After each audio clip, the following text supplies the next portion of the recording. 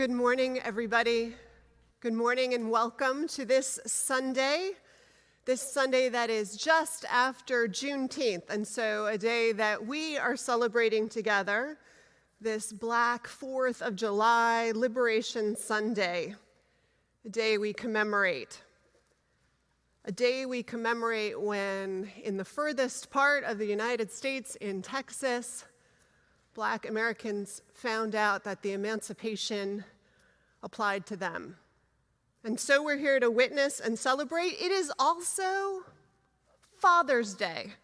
So happy Father's Day to all of you who fathered others, who fathered us, who did all the work of protecting and cheerleading all of us into adulthood in which we knew we were loved, in which we had someone who believed in what we were capable of.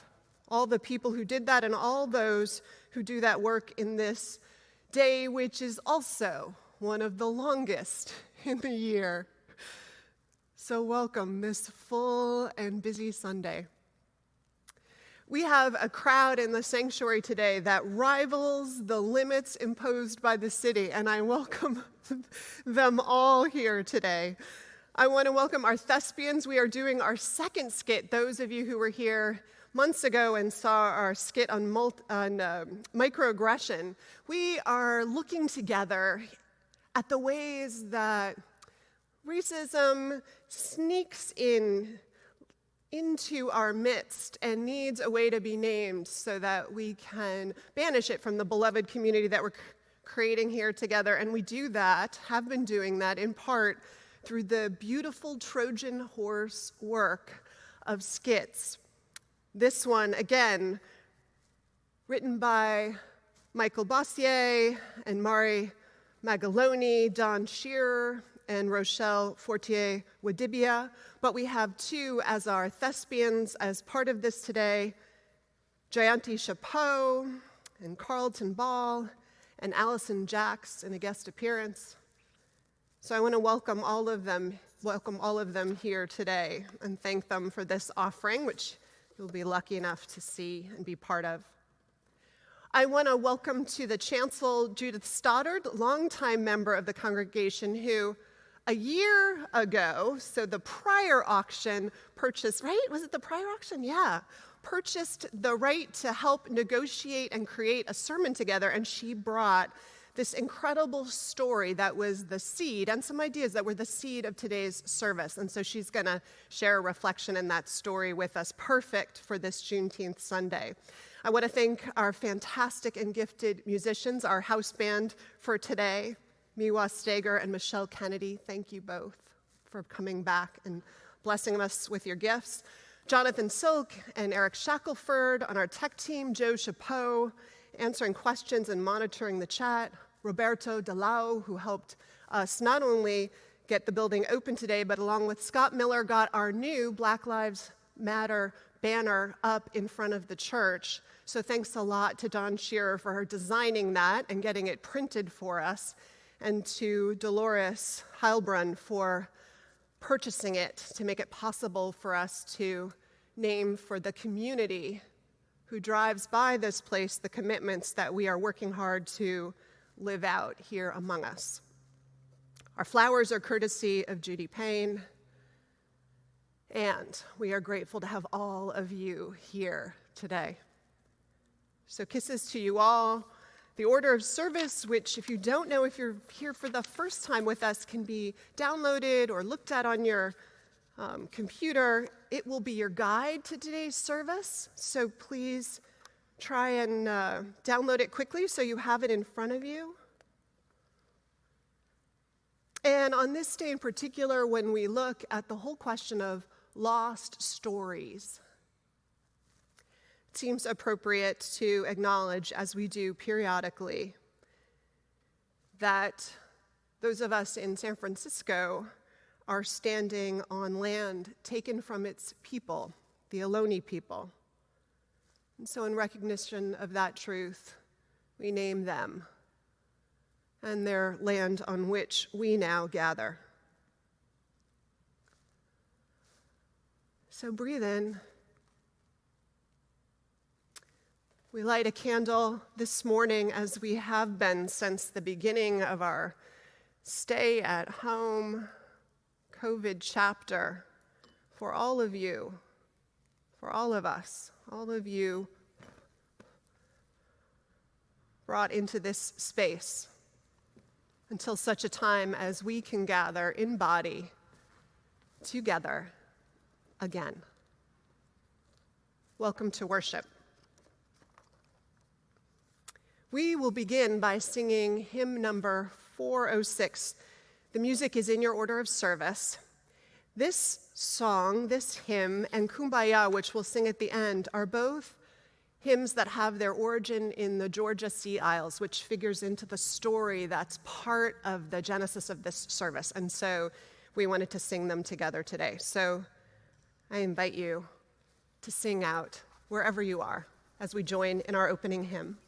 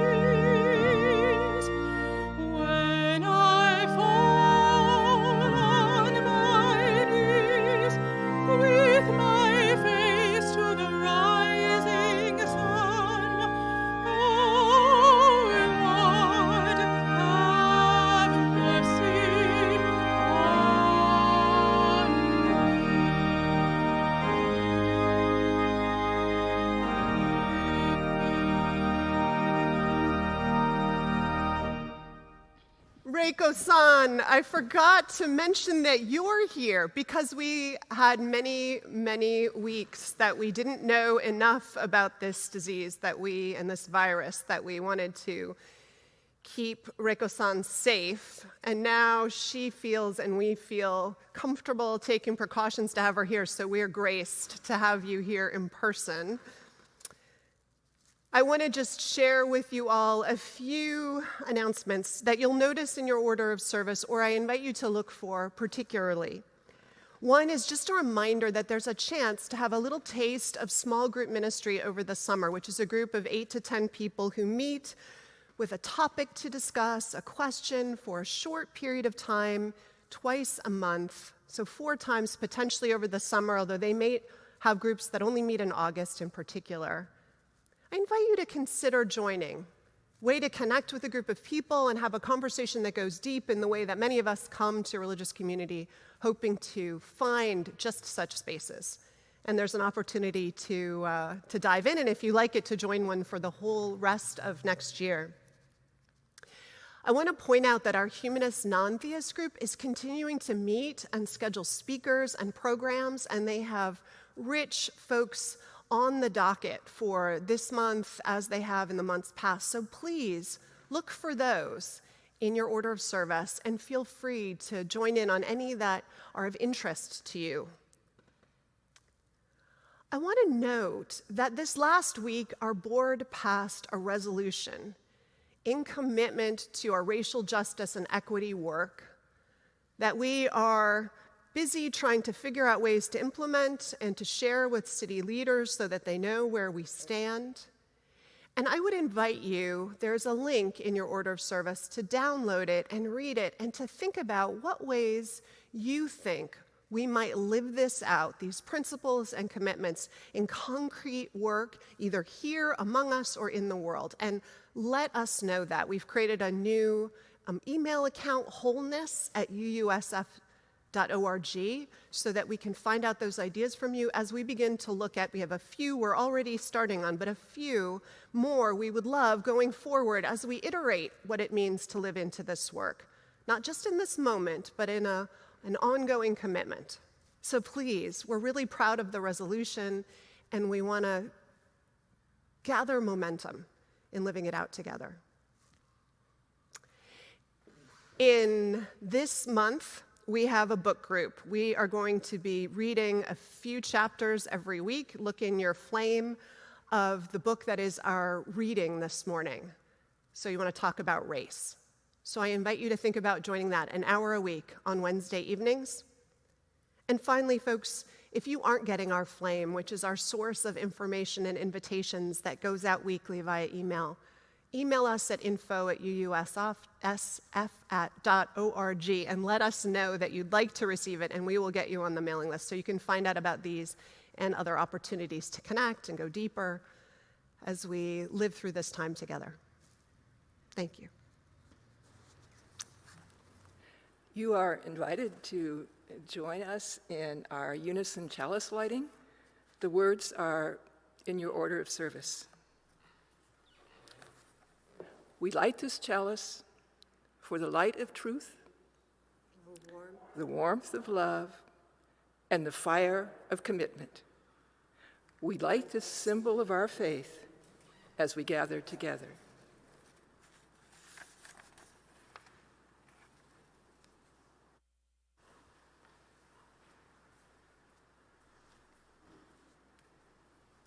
Let's join in our meditation on breathing.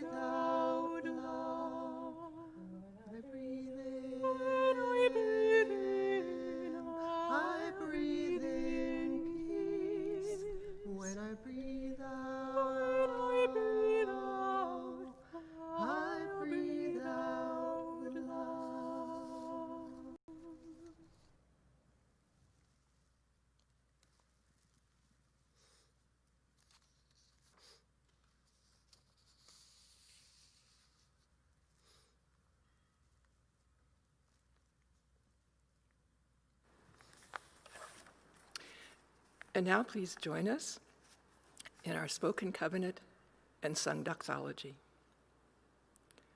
Love is the spirit of this church, and service is its prayer.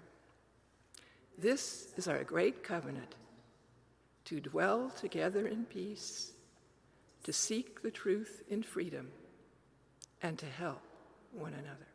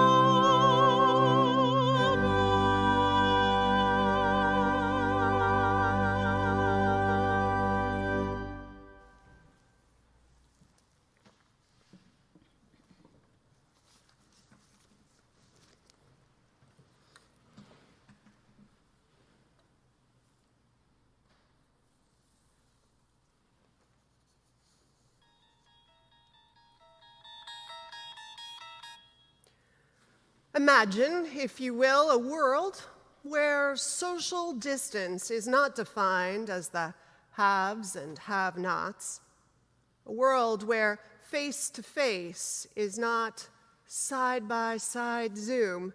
Imagine a world of good intentions and right actions. For your consideration, an advice columnist, offering reflection on the space between intention and deed. Let us share a few letters to Miss Justification, postmarked from the too white zone.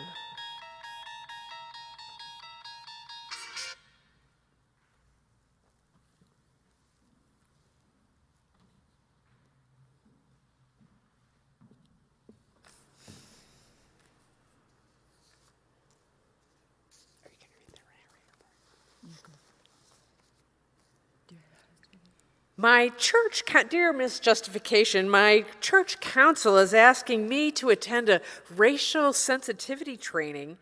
I think it's a waste of time and resources, especially since I don't see color. How do I gracefully decline? Signed, Colorblind. Dear Colorblind, if you don't see color, you must have a hard time navigating stoplights. But seriously, though, claiming that you don't see color reveals a lack of understanding about how race operates in our society. Pretending not to see race does not solve the problem of racism. Instead, it inhibits the fight against it. The racial sensitivity training that your church is asking you to attend is a good place to start, to understand our racially stratified society, and maybe even inspire you to work for change. Oh, and remember, the light on the top is red, means stop.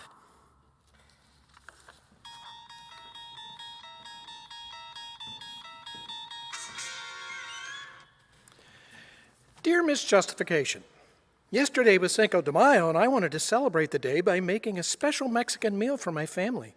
So after the service, I asked my choir director to introduce me to his Mexican wife. When I asked her how to make Velveeta nacho cheese, she told me to go straight to, well, suffice it to say, it rhymes with Taco Bell. I'm baffled by her reaction. After all, I love her people. They make all those festive drinks.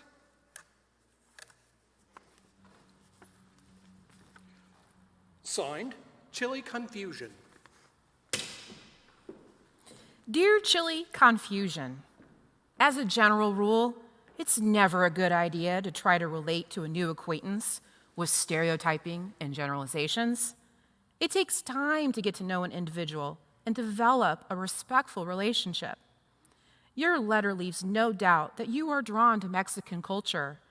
Unfortunately, you have been exposed to it through the pernicious lens of racist cultural appropriation. I'm pretty sure that Velveeta nacho cheese has never been a part of authentic Mexican cuisine. Communicating with people from different regions and cultures can be exciting and enriching, but I would encourage you to do some reading about Mexico, and please, tread lightly, be respectful, and listen humbly when encountering any human being you know nothing about. It's okay to learn about culture by reading a book. Just make sure it's not a cookbook.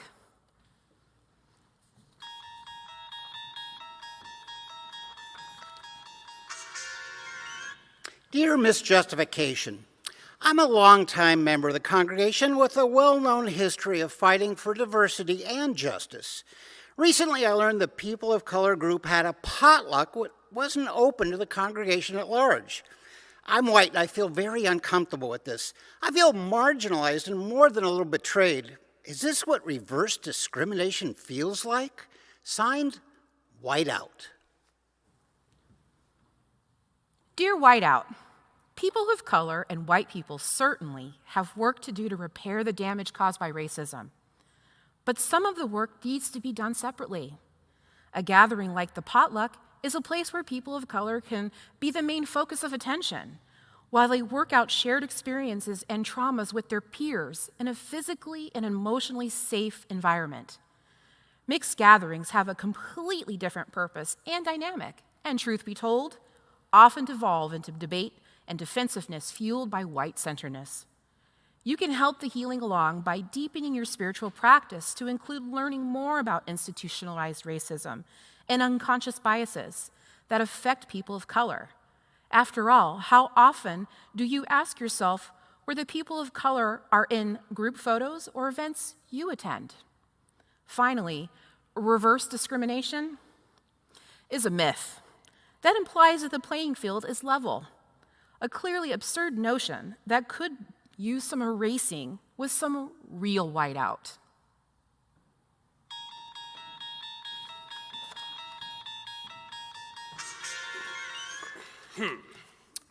Dear Miss Justification, a friend of mine recently moved to our area and joined our church.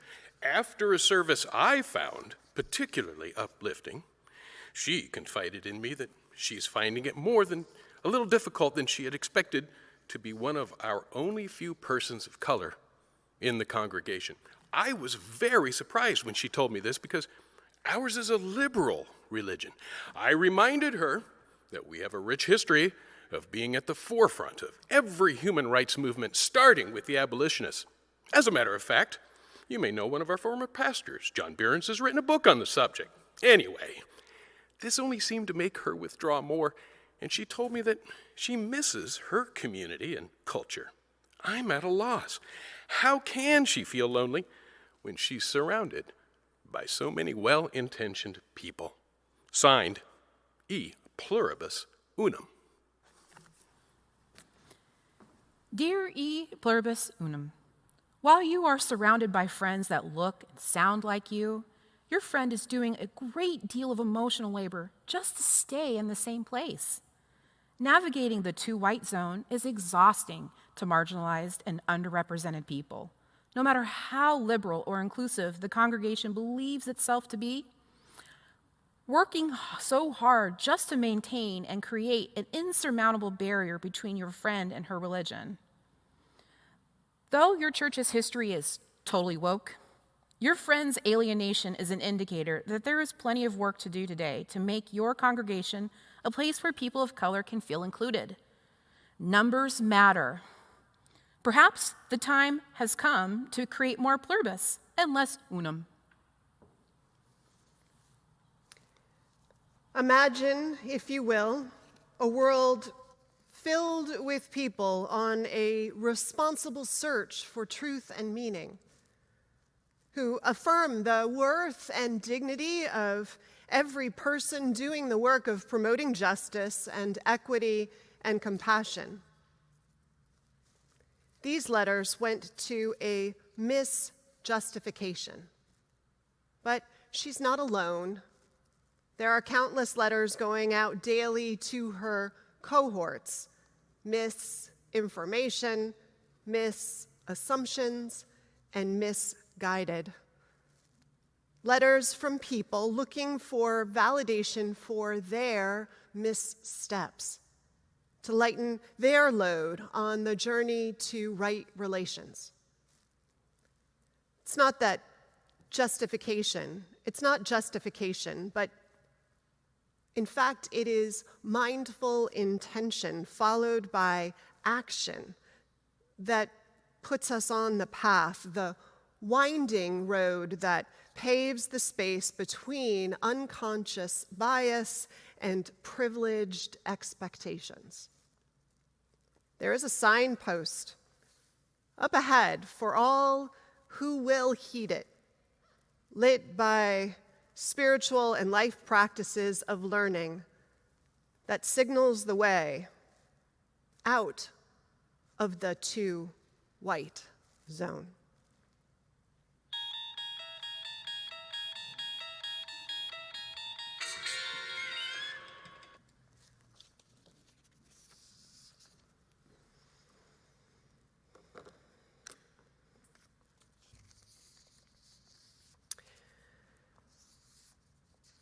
I invite us to take a moment and prepare for the ritual that's become a practice here together of remembrance and commitment, recommitment.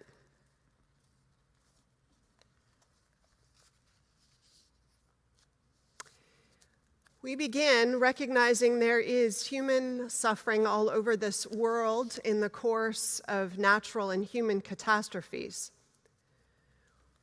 And we will ring our gong today in honor of 3 such places of suffering and struggle.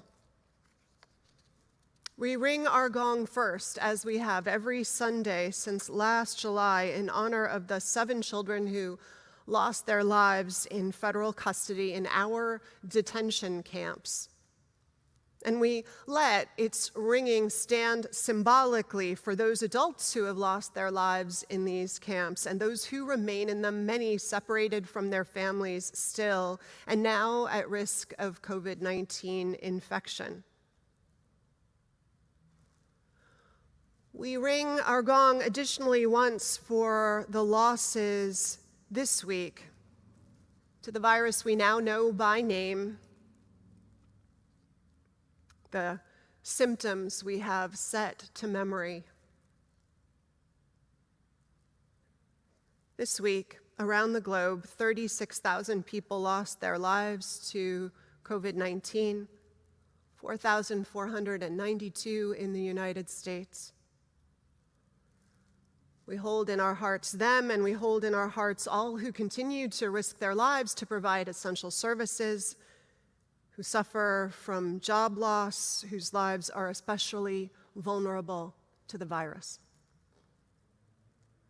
Finally, we ring our gong for the 155th anniversary this last week of Juneteenth, the day in 1865 when the most remotest of states got word to the enslaved Black Americans that they were free.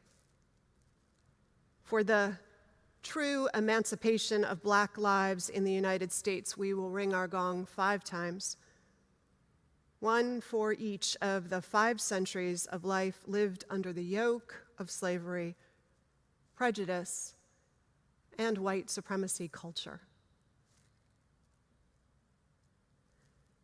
May we keep those we have named and all who love or loved them in our thoughts and in our prayers. And may we ease the tide of human suffering this coming week, howsoever we can.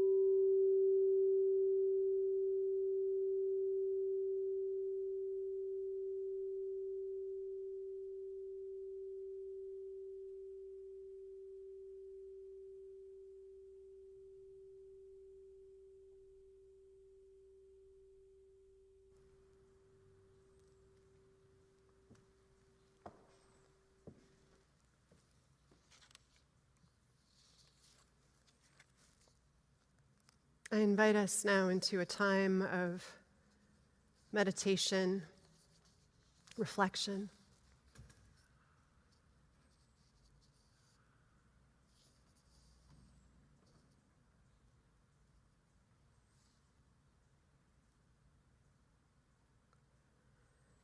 Let us regather ourselves.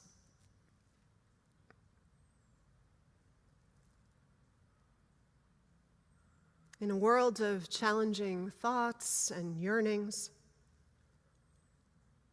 sadness, anger, re-traumatizing truths brought to light, conflict that is hard and important.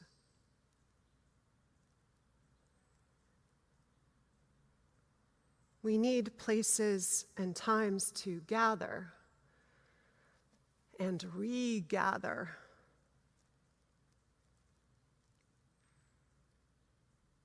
To pull soul back into body.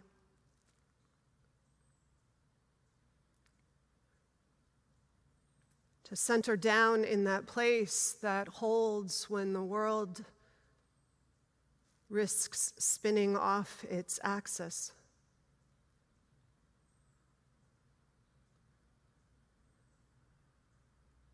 That grounds us when change comes at us like the speed of light.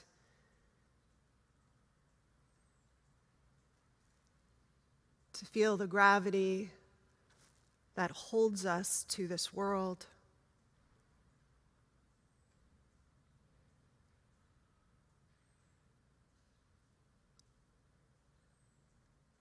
So I invite you to feel your feet on the ground.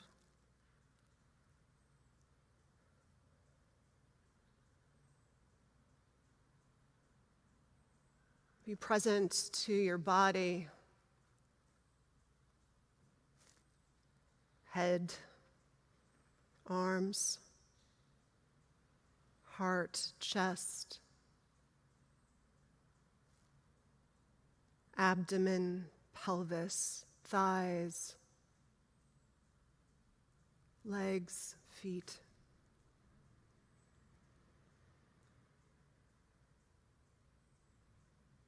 Feel the air that leaves through your nostrils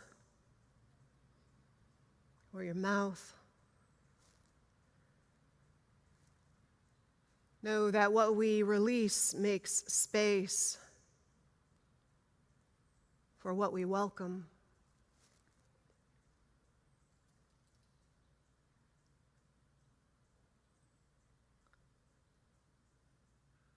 And feel the trust settling that you can face and be present to what comes. That like the body prayer that runs its hands through the blessings scattered at our feet and presses them into us from the abundance of each day.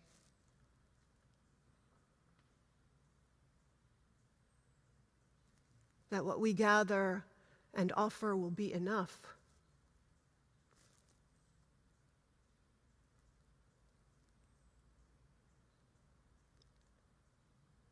So in the silence, I invite us to hold together for a moment.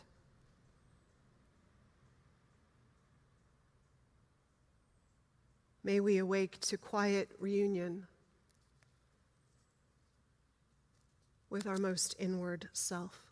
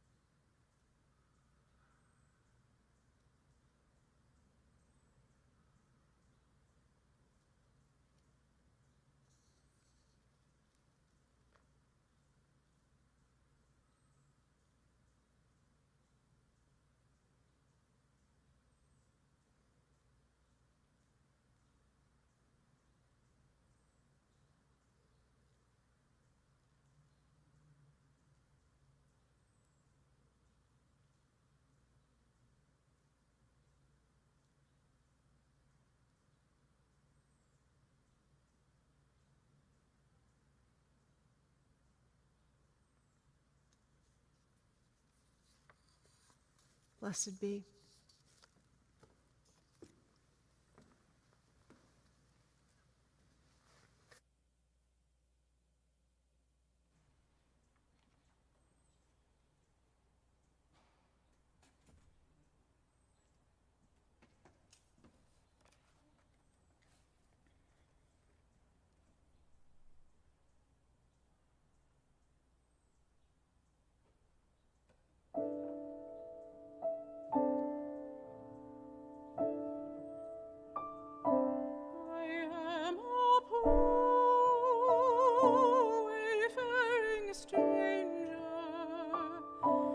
Traveling through this world of woe, and there's no sickness, toil, or danger in that bright land to which I go. I'm going there to meet my mother. I'm going there no matter what. I'm just a going over Jordan. I'm just a going over home.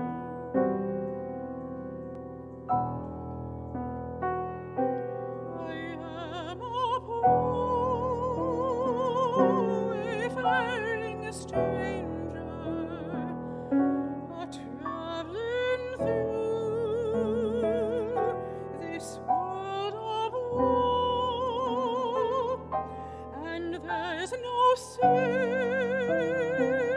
sickness, toil, or danger in that bright land to which I go. I'm going there to meet my father. I'm going there no matter what.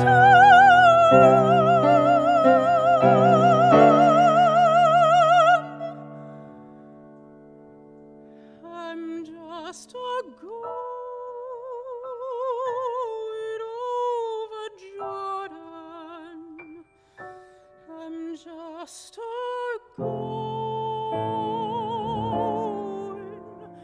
over home.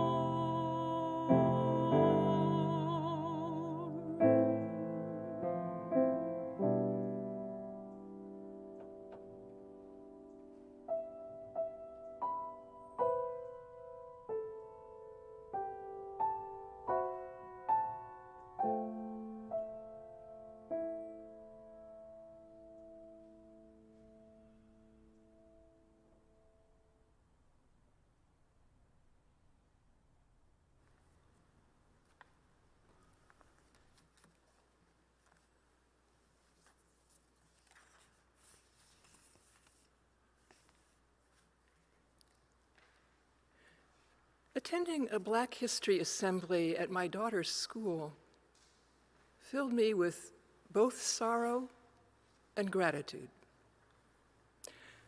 Sorrow for our dark past of slavery, Jim Crow, and ongoing inequity.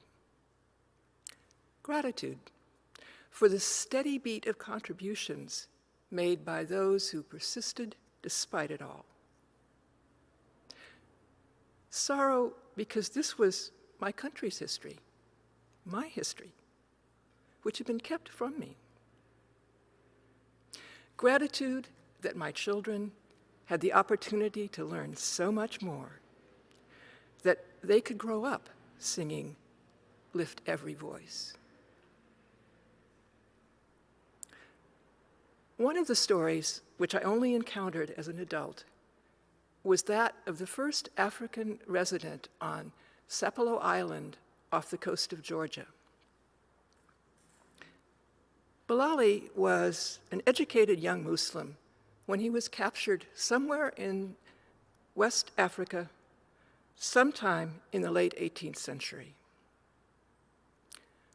Observations recorded during his lifetime, stories told about him by his descendants more than 100 years after his death, and a document in his own hand tell us that he must have been a person of extraordinary strength of body, mind, and character.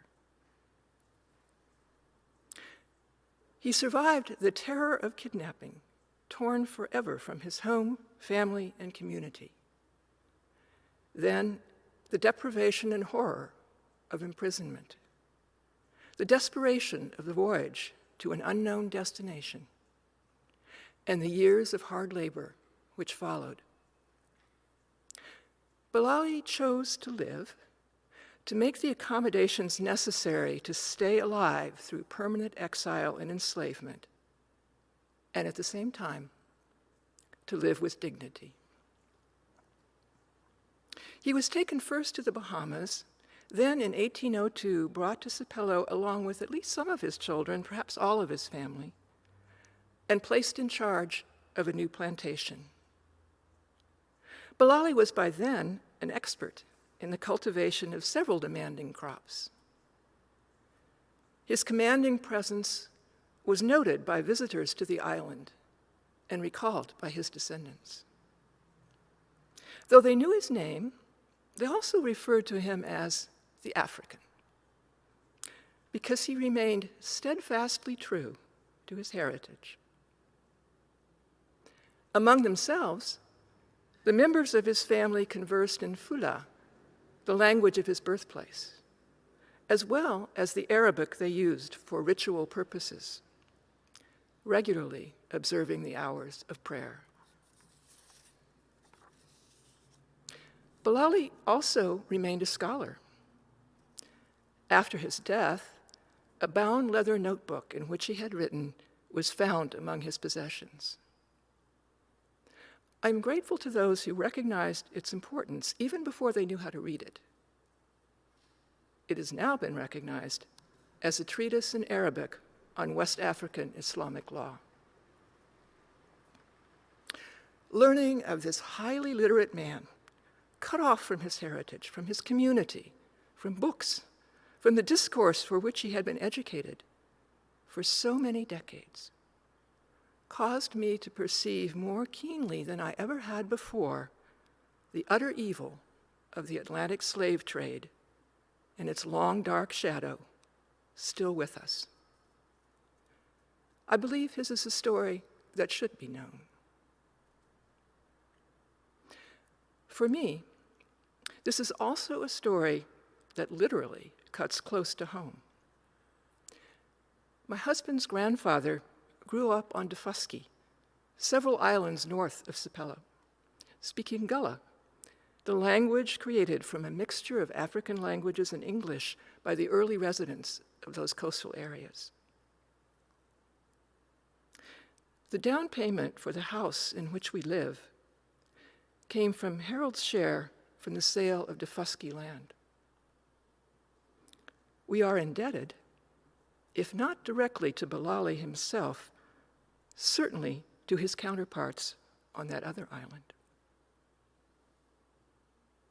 And to a larger extent, not only my family, but all of us are indebted also to Bilali and to the uncountable others whose labor grew this country, who were here by compulsion, never compensated or even thanked.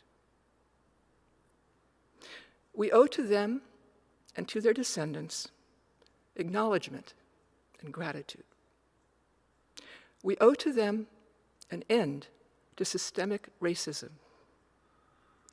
We owe reparations in a variety of forms so that their descendants are given real opportunities and genuinely equitable societal structures. And we owe that we seek and tell their stories so they are not lost, but take their place in the full story of our nation.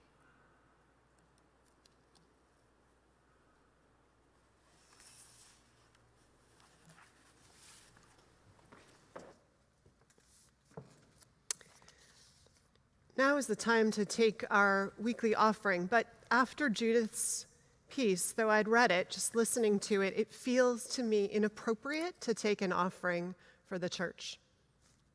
So I would just ask you to take whatever you are going to give to the church as an additional offering this morning and think of an organization that is promoting equity and justice and give it there. In the spirit of this moment, or out of the spirit of moments like this. And if you want ideas or guidance, just email the church and we will send you some of the ones we've identified. Thank you.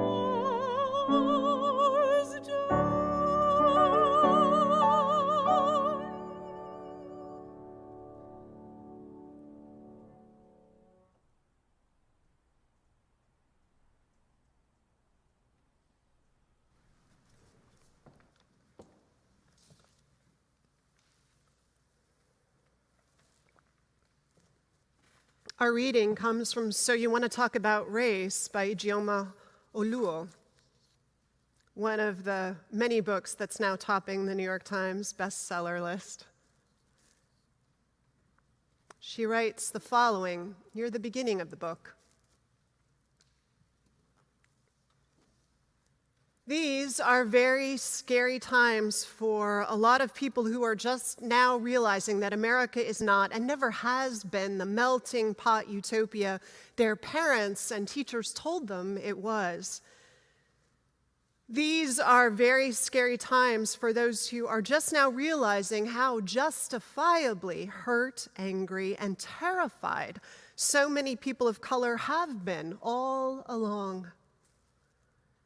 These are very stressful times for people of color who have been fighting and yelling and trying to protect themselves from a world that doesn't care, to suddenly be asked by those who've ignored them for so long, what has been happening your entire life?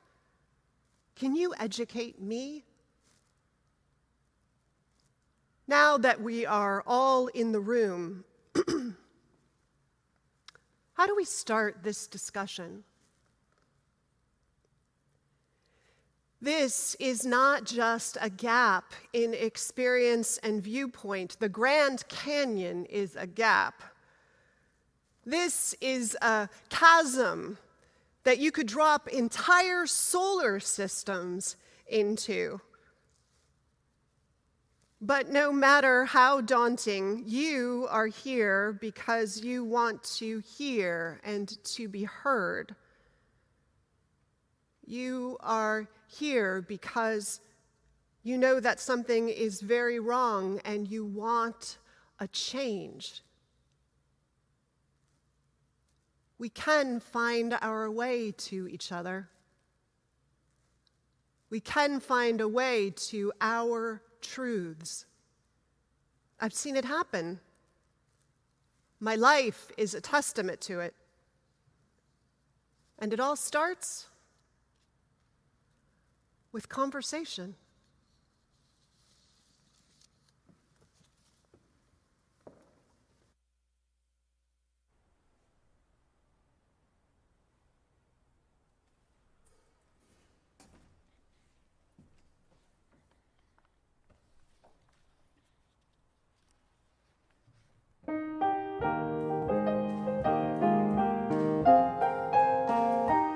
Michael row the boat ashore, hallelujah.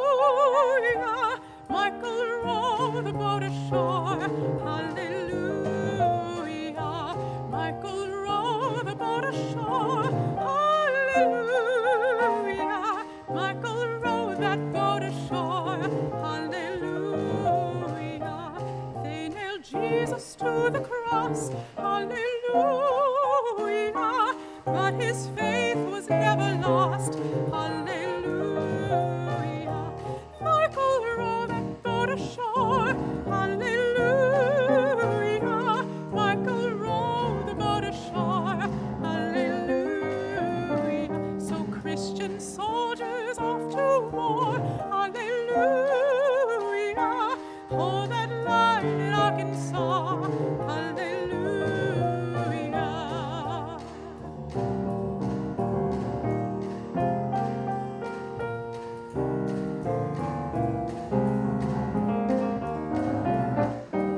Michael row that boat ashore, hallelujah. Michael row the boat ashore, hallelujah. Like Joshua at Jericho, hallelujah. Alabama's next to go, hallelujah. Michael row the boat ashore, hallelujah. Michael row that boat ashore, hallelujah. So Mississippi, kneel and pray, hallelujah.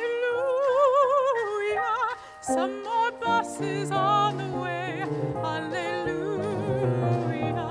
Michael row that boat ashore, hallelujah. Michael row the boat ashore, hallelujah.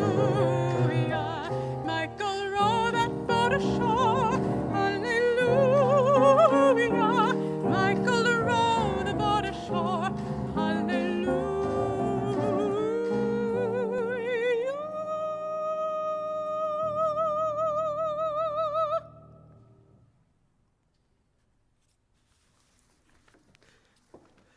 I hope you notice that those words are Harry Belafonte's and take a familiar hymn back to a time in American history when we were in a similar place of uprising and rethinking of the America we wanted to shape and reshape and reckoning.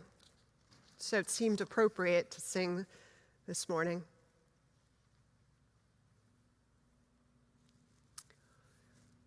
Author Ijeoma Oluo points out how the desire that's taking hold of the country to cross this chasm of race and history, the one you could drop whole solar systems into, how it begins, the way to bridge it, with conversation.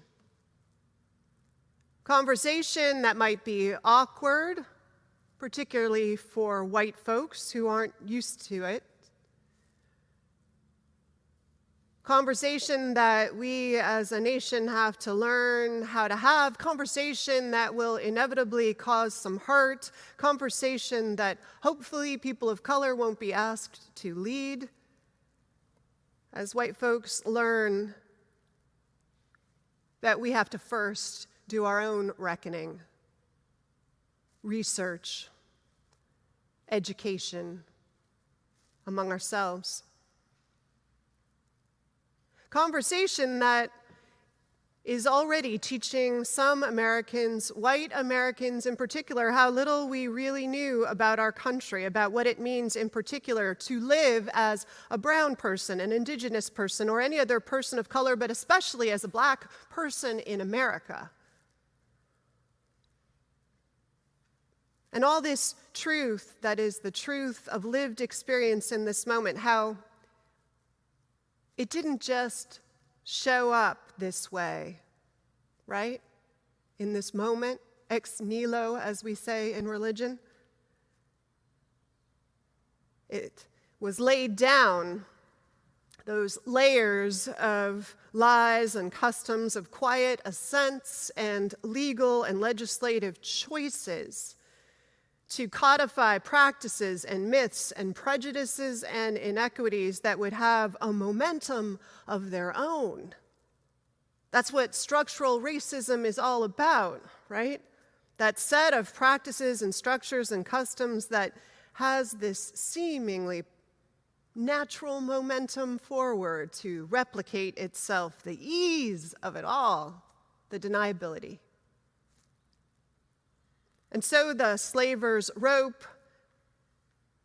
ties to the church's doctrine, links to the overseer's whip, is connected to the ropes hung over trees on courthouse lawns and children forcibly walked by human beings hung from trees, strange fruit meant to send a message.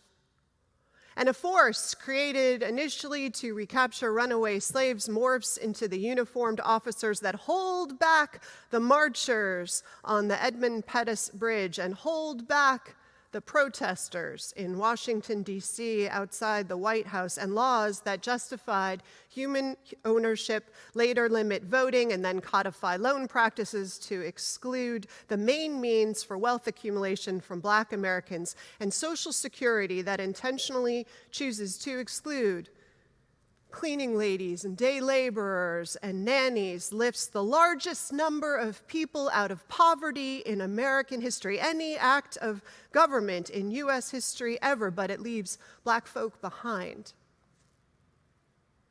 And all this carries down to a knee in the neck while bystanders yell for mercy and a woman screaming danger in a park for no reason but her own pride. And a boy hunted down while jogging or shot by police for fighting back and whose crime otherwise, in one case recently, was being inebriated at the fast food drive-through line.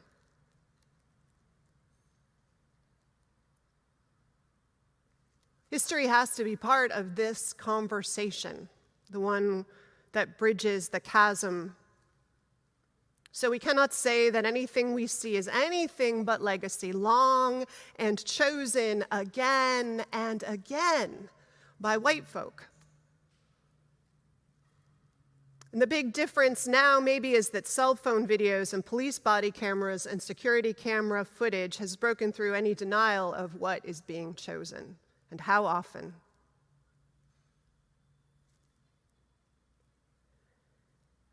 Judith came to me with part of that history and the question and the sadness and the anger about the part of the history that is about a person's story being lost.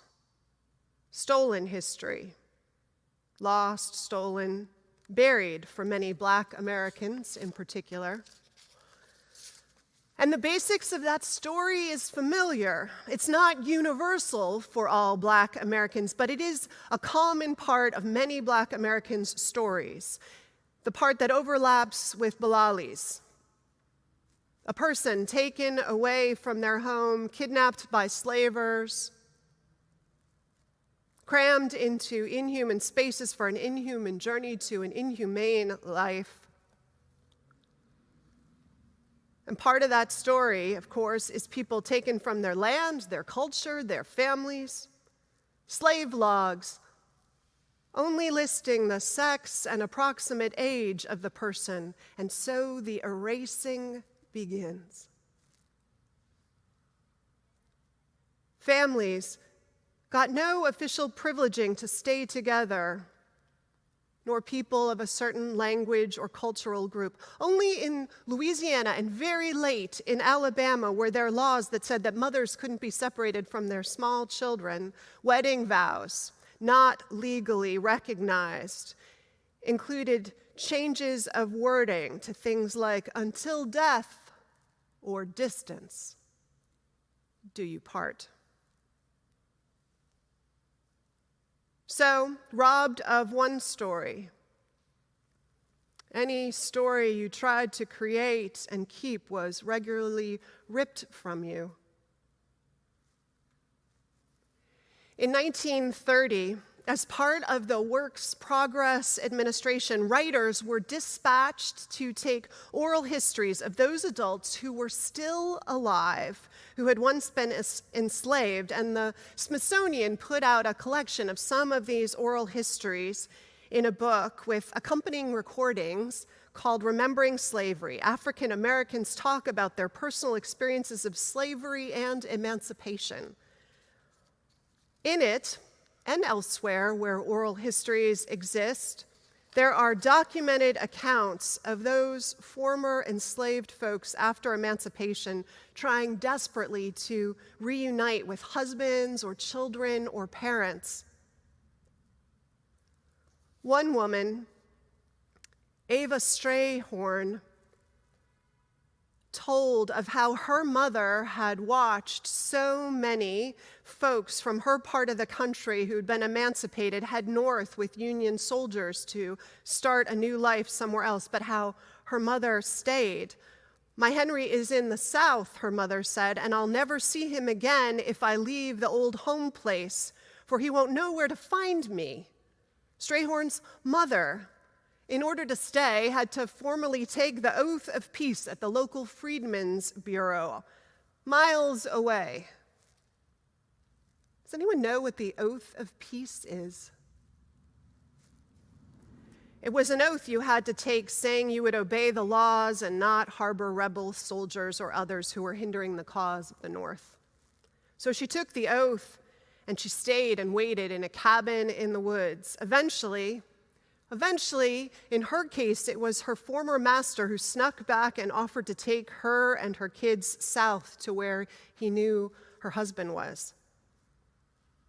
And that ending was a happy one, but so many couldn't find their loved ones or found them in new marriages or found the children taken from them as infants or toddlers who had by then been raised by other parents. One woman, Harriet Smith, describes watching soldiers walk a road, all of them heading home, as she and her friends stood and leaned up against a fence just after emancipation. She tells a story about how one black soldier comes over and talks to them and then says to one girl, did she want to go back with him to San Antonio? He had an extra horse. And so she went with him. And she was never heard from again.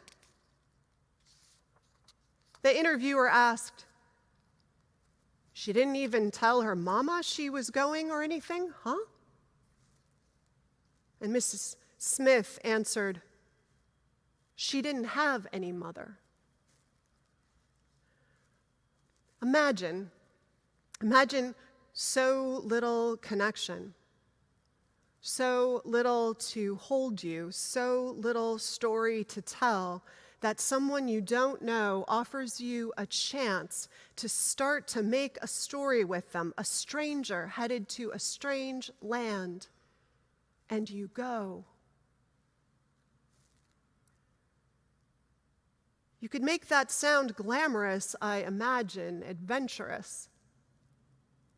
But at its heart, it is a tale of unspeakable loss and yearning to be done with loss.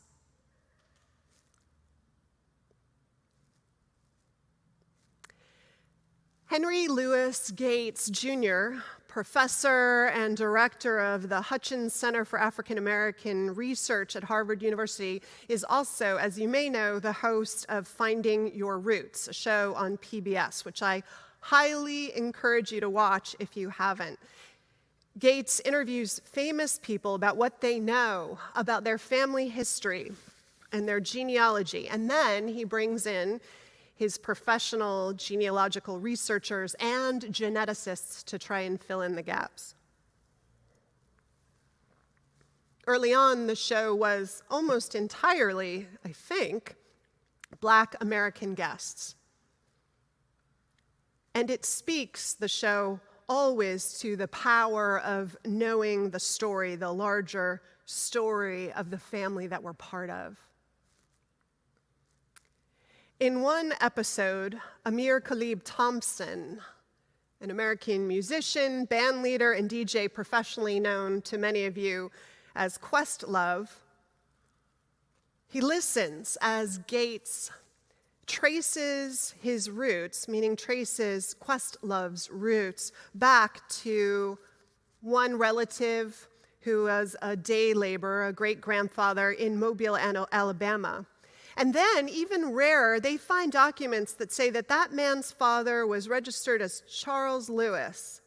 And they look at the census document that has his name, and it includes his birthplace, Africa.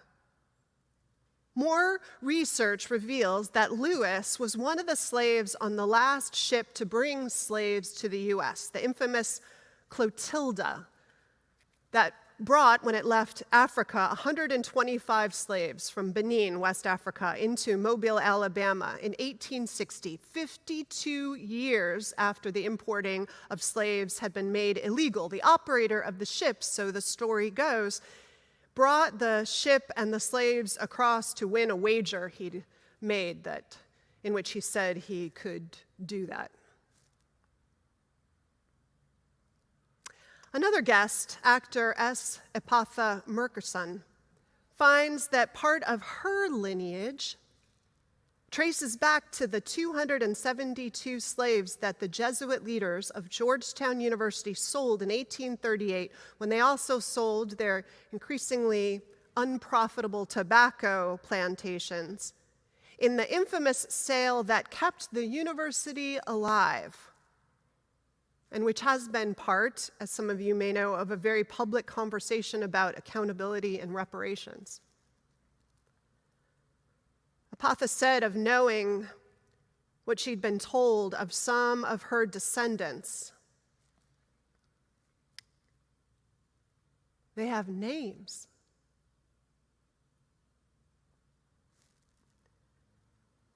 Questlove said of the discoveries about his lineage, "Until an hour ago, I didn't know who I was or where I came from." To really have roots, I mean, what tree do you know that can thrive without any place in the ground?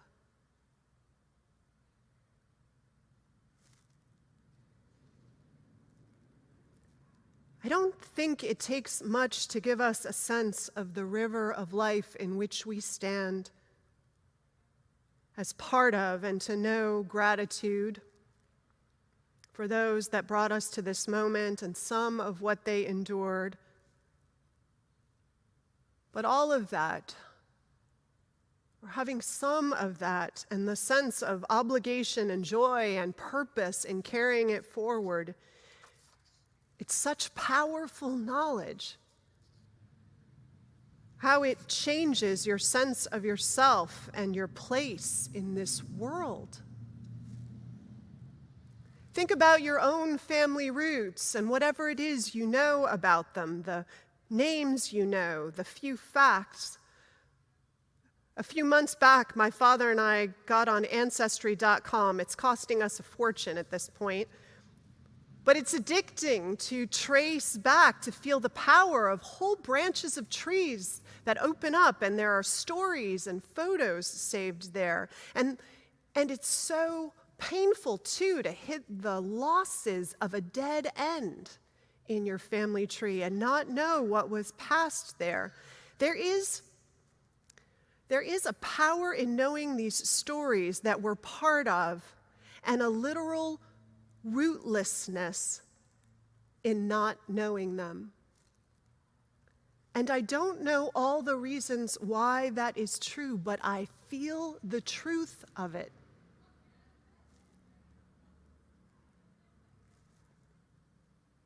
So there's this piece of what Black Americans have lost. And then there is Judith's story, the one she brought, this other layer it adds to this conversation. This story, just this one story of the man we know as Bilali, brought to the Georgia Sea Isles by way of the Bahamas and originally from some part of the vast coast of West Africa. Even that we don't know about him. His is a story that opens up in a small leather-bound book he leaves behind in his native language. A book that not only told volumes about Arab law, but even more so, it told volumes about a man who had a whole life, a rich and promising life with training and gifts to offer to his own people, stolen from him and almost entirely lost.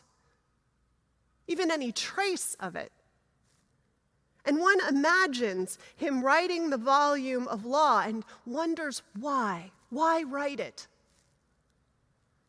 Out of love of the law and the studies, out of yearning for that life, to leave a legacy, a little bit of legacy, the legacy you dreamed of for yourself as a young man that was taken from you, and maybe also, maybe, to keep that piece of your story alive, even if just for yourself.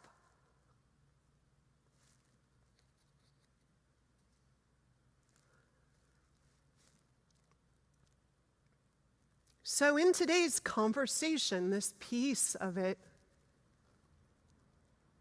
we start to name all that's stolen and thereby all that's lost in the history of our nation, of our people. Lost first in slavery, how insufficient those 5 words are. And then in a world of structural inequalities that disadvantage Black people and people of color, so that stories of talent and accomplishment that could have and could still unfold are lost or in danger of being lost to the world in unrealized possibility. And how indigenous communities were and are still systematically eliminated, and with them the loss of stories and culture, the fight to hang on to culture and stories that remain. And this America that one would think privileges the loss of story, the devaluing of ties to place and some kind of rootlessness. And who does that serve?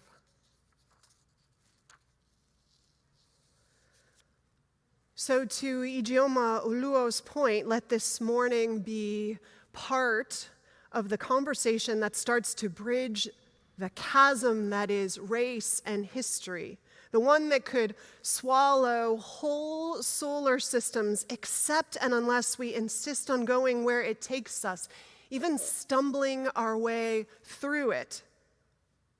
And we do insist, don't we?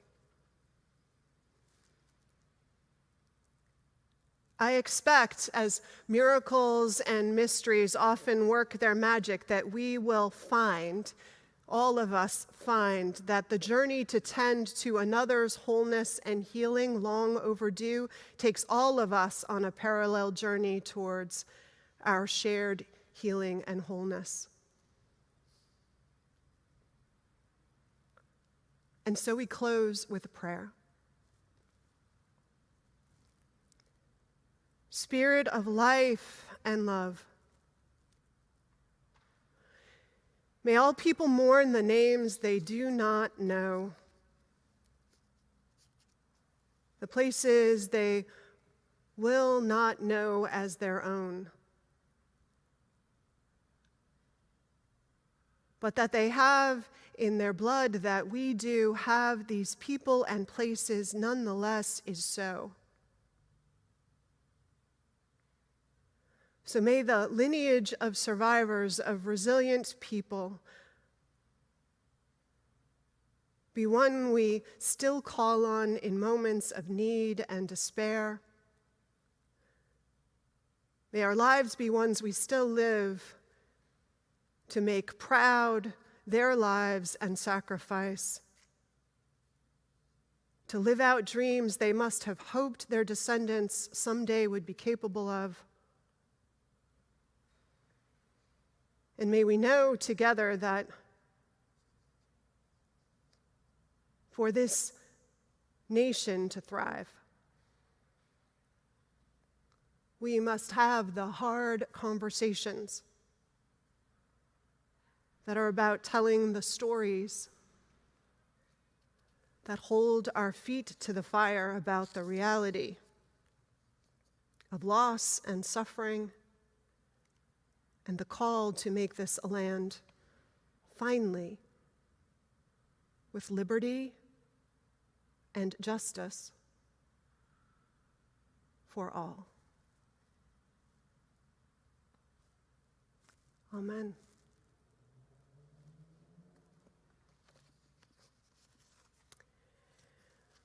We are going to sing another song that was part of the Black community of the Georgia Sea Isles, Kumbaya. It's hymn 401 in your gray hymnals if you have one at home, but otherwise it's printed in the order of service. And I invite you to sing it together. We are running a little late, so how many verses shall we sing? Let's sing the first. Ooh. All four. Yeah, let's sing the first four. Should we do four?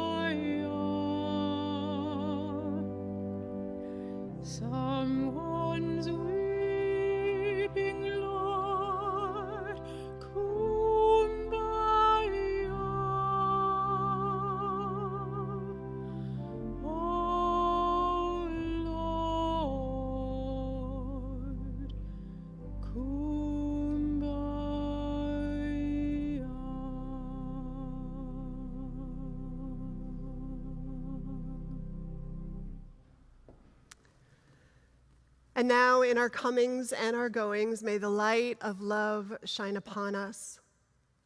Out from within us, be gracious unto us and grant us peace. For this is the day we are given. Let us rejoice and be glad in it. Amen.